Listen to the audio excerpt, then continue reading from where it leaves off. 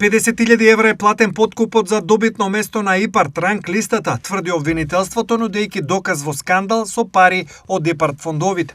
Во судскиот процес за корупција поврзан со распределба на ИПАРД средства, обвинети се повеќе лица, меѓу кои директорот на Агенцијата за финансиска поддршка во земјоделството и рурален развој Илија Стоилев, како и Џевдет Насуфи, Амет Фејзула, Вангел Наневски, Марија Цветковска Стојановска, Лилјана Стојковска, Андријана Андреевска Стојановска и Фејзула Фејзула. Според обвинението, Џевдет Насуфи како управител на фирма понудил и дал мито од 50.000 евра со цел неговата апликација да биде повисоко рангирана и да добие европски средства, иако не ги исполнувал условите.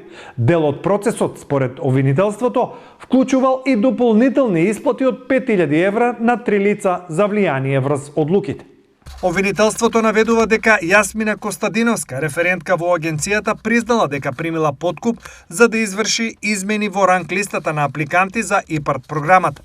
Илија Стоилев, како директор на агенцијата, е обвинет дека прифатил ветен подкуп од 50.000 евра за да потпише решение и да овозможи одобрување на средствата, иако апликацијата не ги исполнувала условите. Овој скандал доведе до привремен застој на исплатата на средствата од ИПАРД програмата и тоа по барање на Министерството за земјоделие и владата, доставена до Европската унија. По неколку месеци плаќањата се нормализирани, исто како што течат и апликациите за нови проекти. Од Агенцијата за храна и ветеринарство, констатираните фалсификувани млечни производи за граѓаните се измама со нарушен квалитет, но не и ризик по нивното здравје, изјави директорот на АХВ Оливер Миланов по скандалот со дел од млечните производи кај кои беа пронајдени аномалии со квалитетот. Нарушен е квалитетот и манипулацијата и измамата кон граѓаните. Храната не е небезбедна, туку квалитетот е небезбеден. Декларацијата на тоа што пишува на самиот производ не соодействува со тоа што е внатре во производ. Сегашните казни за креаторите на манипулации се стимулативни и исплатливи, поради што предстојат законски измени и многу повисоки казни. Затоа сега се работи на новиот измени и дополнување на законот за прекршоци. Работиме не само ние, него работат и други институции и мислам дека до крајот на еве да кажам за месец, два максимум, да не давам сега со рокови, би било во ред. Ако казата му е 50 евра, во рокот 8 дена он ќе плати 15 евра, продолжува понатаму. Одиме кон тоа дека го повтори процесот уште еднаш или два пати, да му се земе решението во рокот 3 години да не може да биде оператор со храна. Агенцијата за храна и ветерина денеска одбележува 15 години од постоењето. Миланов изнесе дека во последните години АХВ уништила 500 и од граница вратила 300 тони небезбедна храна. Во Македонија нема недостаток на протези за колкови, туку недостиг на оперативни капацитети, изјави директорот на Фондот за здравствено осигурување Сашо Клековски, презентирајќи го извештајот за артопластика на колк и колено за периодот 2023-2025 година. Според него, околу 660 пациенти се на листите на чекање.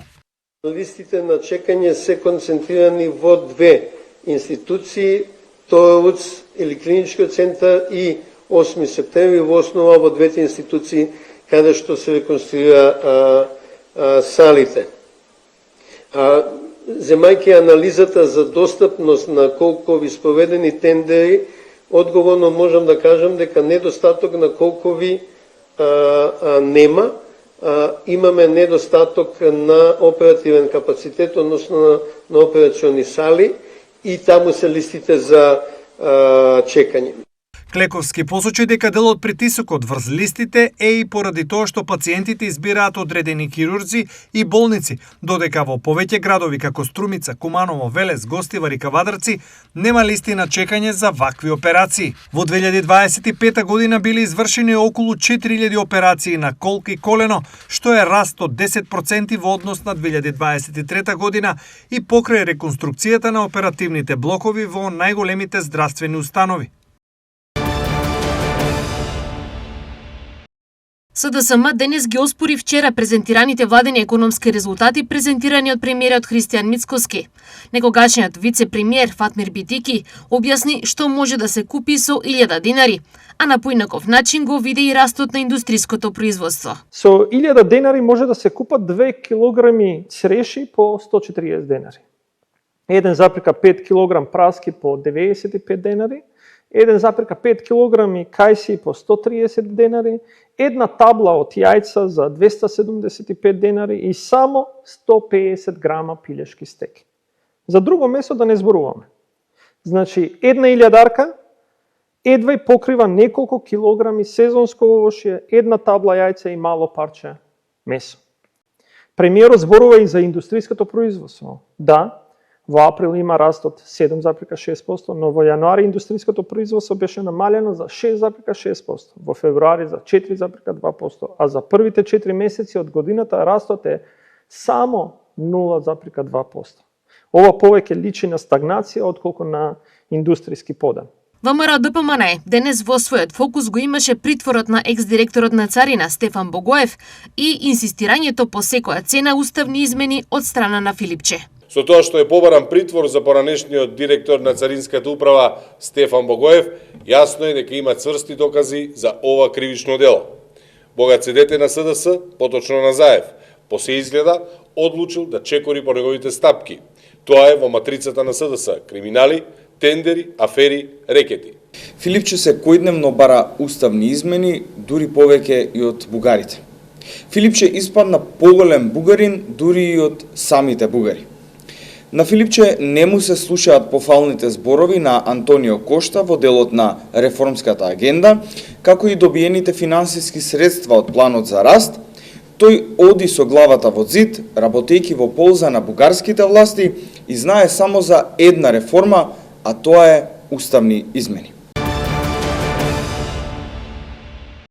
Припадник на специјалната полициска единица Шкипоња, 34 годишниот Енеа Маколе, утрово загина при вршење на должноста, а неговиот колега Едисон Агај е повреден од истрели од огнено оружје од лице барано со потерница во близина на градот Малик, округ Корча.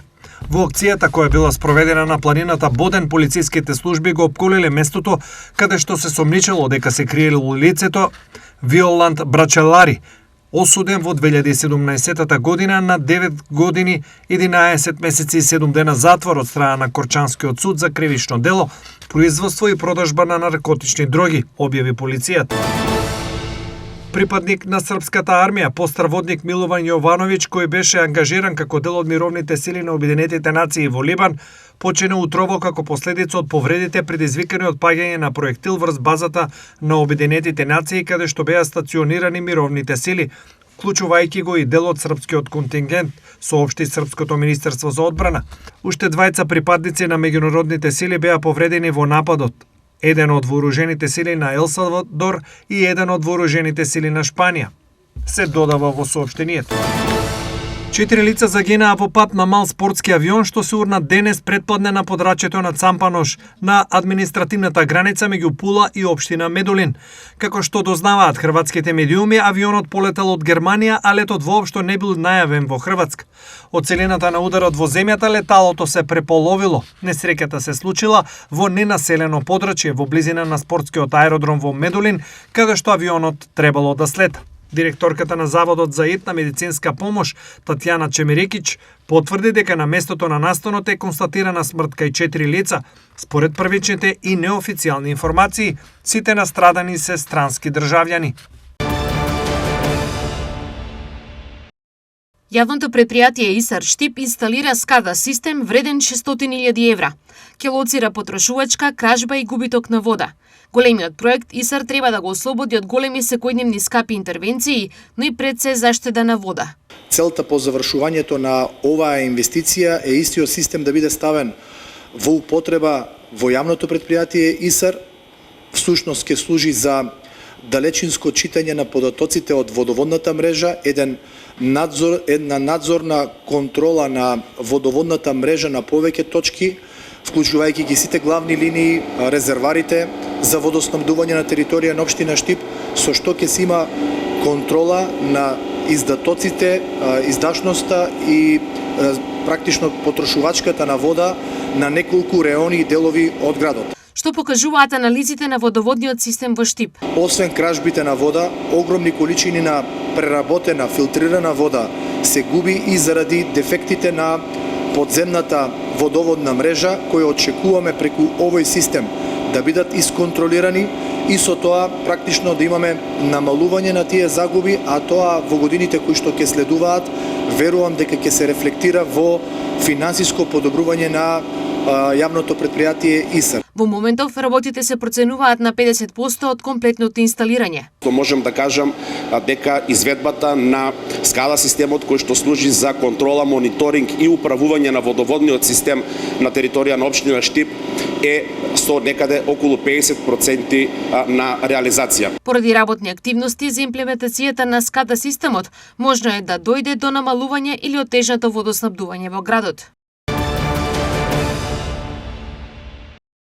Пробиштип во моментов спроведува еден од најголемите инфраструктурни проекти. Станува збор за урбаниот блок 7/5, кој е дел од градот и каде се сместени голем број стамбени и деловни објекти. Со неговото уредување, Пробиштип се проширува и разубавува, потенцира градоначалникот Тони Тонески, кој беше во увид на градежните активности. Ние како општина имаме обврска комплетно да ја завршиме ова инфраструктура која што подразбира изградба на атмосферска канализација, изградба на улици, поврзување на тие улици, изградба на тротоари, пешачки патеки, како и изградба на поголеми потпорни ѕидови кои што мора да се направат за да се изградат улиците, бидејќи теренот е доста стрмен. По завршувањето на улицата, Тоневски најавува втора инфраструктурна етапа.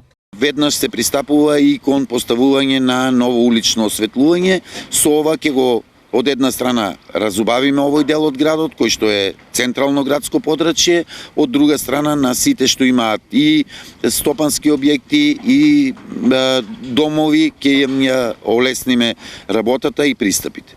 Овој проект е со голема инвестицијска вредност. Вкупната вредност на целиот овој објект е околу 27,5 милиони денари. Рокот за завршување е 9 месеци. Се надевам дека ќе го завршиме овој проект и побрзо од предвидениот рок и некаде до при крајот на летото да имаме комплетна инфраструктура. Освен овој, согласно програмата за градежни активности, Пробиштип реализира и други проекти кои претежно се по барање на граѓаните. Се интервенира на повеќе улици, тротоари, зашто во функција е ставено јавното предпријатие и специјализирани компании. Наскоро јавното комунално предпријатие Комуналец ќе го зголеми машинскиот парк со нови машини, најави Свети Николскиот градоначалник Дејан Владев, гостувајќи во емисијата Што мисли народот на телевизија Стар. Проектот е вреден 3,5 милиони денари. Пред крај тендерската постапка преку Вардарско-плански регион за набавка на нов баѓер, а со наши средства ќе купиме нов 75 киловатен трактор, нова приколица и хидравличен мулчер, тоа е онаа шепа која што коси корне гранки, некаде околу 3,5 милиони денари. Зборувам, ова се ќе биде за 2026 година. Во исто време се интензивираат градежните активности за рехабилитација на повеќе улици во градот. Во моментот се донесени машини за реконструкција на улиците Карл Маркс. Распишана е постапка и е пред крај за реконструкција на кракот улицата Питогули.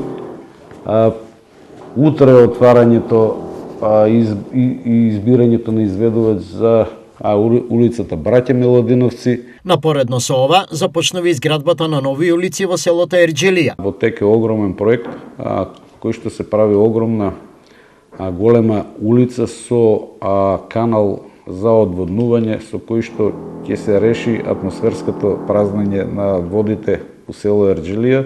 Таа улица води покрај основното училиште и продолжува до градинката. Значи, покрај таа улица во наредните 2-3 месеца ќе биде започната изградба на друга улица, кој што е продолжение на таа сега што се гради и ќе се направи еден огромен полукруг. На есен, најави градоначалникот Владев, во ова село ќе се отвори нова детска градинка, што ќе ја користат и жителите од неколку соседни села, а ќе згрижи 60 дечиња. Да се надеваме дека до есен ќе имаме некоја почиста ситуација, а и конечно оваа нова градинка да биде пуштена во употреба и која што би ги покривала децата од Ерџелија, Мустафино, Црнилиште и другите околни места.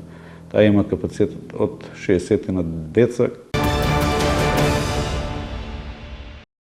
Градоначалникот на Делчево, Иван Гоцевски, ќе присуствува на традиционалниот македонски ден во Ешеланс, Швајцарија.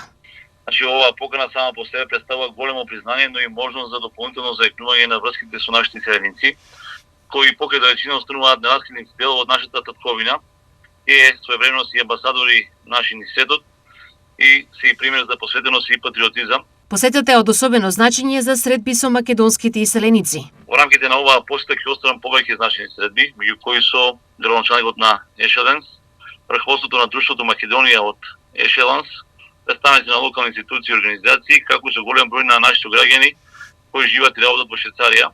Целта е зајакнување на врските со диаспората и отворање можности за соработка и бизнис представување.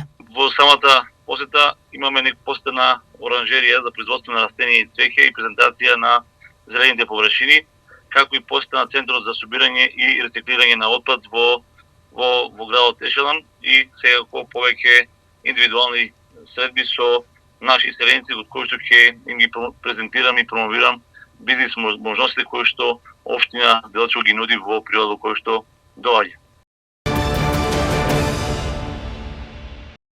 Општина Пехчево продолжува со инвестиции во подобрување на квалитетот на животот на граѓаните преку проекти во образовната, детската и културната инфраструктура. Градоначалникот Александар Китански потпиша договор со директорот на Центарот за развој на Источниот плански регион Трајче Здравков за реализација на проектот воведување на мерки за енергетска ефикасност на јавни објекти и користење на обновливи извори на енергија. Во рамки на проектот, финансиран од Бирото за регионален развој и општина Пехчево, ќе се реконструира кровот на детската градинка 7 септември, со што ќе се подобрат условите за престој и работа. Паралелно, завршена е реконструкцијата на Домот на културата во село Панчерево, вредна 1,15 милиони денари, со што објектот е ставен во функција за културни и јавни настани. На увид на завршните активности присуствуваше и директорот на Бирото за регионален развој Амет Имери. Со пораката безбедноста не е игра, вози паметно. Локалниот совет за превенција при општина Берово започна едукативна кампања насочена кон безбедно користење на електричните тротинети. Причината е зголемен број на овие превозни средства, но и несреките со нив. Безбедноста во сообраќајот е заедничка одговорност. Почитувањето на правилата е најдобрата заштита за сопствениот живот и за животот на другите учесници во сообраќајот, порачуваат од советот. Кампањата ќе се реализира во соработка со ОВР Берово, основните и средни училишта, а ќе бидат насочени кон учениците, младите и нивните родители. Поради големите гужви и застој од денес, регистрацијата на возила во Штип ќе се одвива со продолжено работно време, известува МВР. Министерството за внатрешни работи информира дека од 4 јуни 2026 година одсекот за управни работи во Штип го продолжува работното време за регистрација на возила. Граѓаните ќе можат да ги користат услугите секој работен ден од 8 часот до 18 часот, како и во сабота од 8 до 12 часот. Од МВР велат дека мерката се воведува со цел да се обезбеди побрза и поефикасна услуга за граѓаните. Дневно во Штип просечно се регистрираат по околу 100 возила, но календарот на регистрација сугерира дека притисокот е во периодот пред и за време на летните одмори. Станува збор за проектот Freedom Ship, пловечки град, долг околу 1,6 км, широк 244 метри и висок 30 палуби, чија вредност се проценува на околу 12 милиарди фунти. Планот е бродот да стане дом на 50.000 постојани жители со дополнителни 10.000 патници и посетители, додека за функционирањето би се грижеле дури 20.000 членови на екипажот. Вкупниот капацитет од 80.000 луѓе го става овој проект далеку над денешните најголеми крузери. Во рамките на бродот е предвиден цел спектар на содржини, што би овозможеле целосен самостоен живот на море. Таму би се наоѓале истражувачка болница, училиште од основно до универзитетско ниво, продавници, ресторани, хотели, воден парк, 2 музеја, конгресен центар и концертна сала. Планиран е и стадион со капацитет од 15.000 места, како и огромен аквариум во кој посетителите би можеле да нуркаат. Ноќен клуб и двокатен простор за храна дополнително бија збогатиле понудата. 4 палоби би биле резервирани за деловни простории, банки и трговија, додека на врвот на бродот би биле поставени 8 хелиодроми.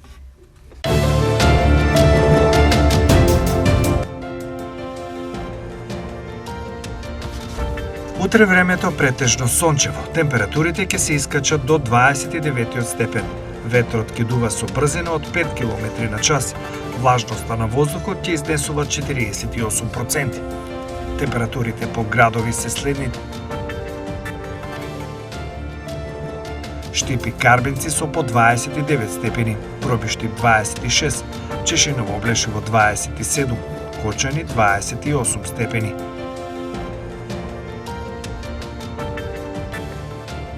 Температурата во Виница, Македонска Каменица и Делчево до 27 степен, во Пехчево 24, а во Берово максимални 25 степени.